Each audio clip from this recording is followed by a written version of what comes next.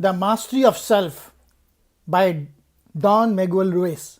Don said, when we were very young, we are presented with either a reward or punishment for adopting the beliefs and behavior that our parents mentioned to us. As human beings, we have wants and desires.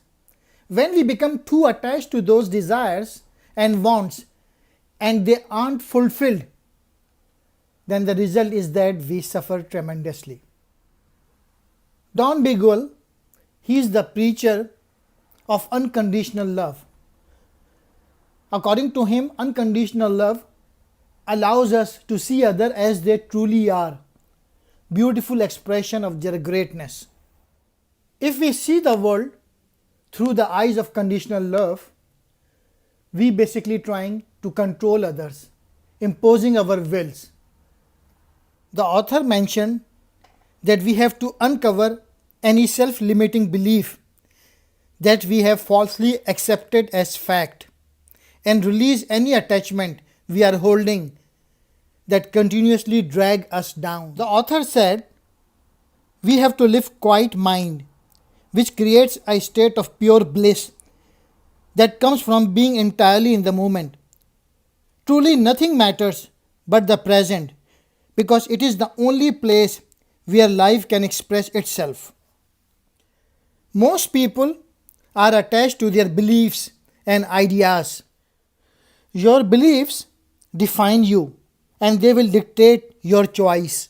The author questions us that how does this attachment with a particular beliefs affects our personal freedom? When unconditional love flows from our hearts, we move through life and engage others living being with compassion. Unconditional love is recognizing the divinity in every human being we meet, regardless of his or her role in life or agreement with our particular way of thinking.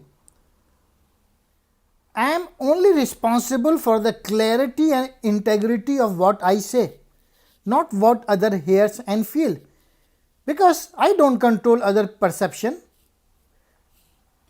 When you see another with the eyes of unconditional love, you are then able to clearly see who is actually in front of you, a living being who is trying to survive and thrive in a world filled with conditional love.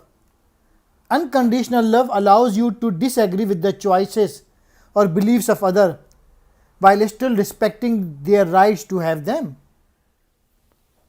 If you are holding on to resentment, then you are enslaved to the past. When you reflect on this agreement deeply, forgiveness comes much easier because you realize that the action of others were about them and their sufferings, their attachment,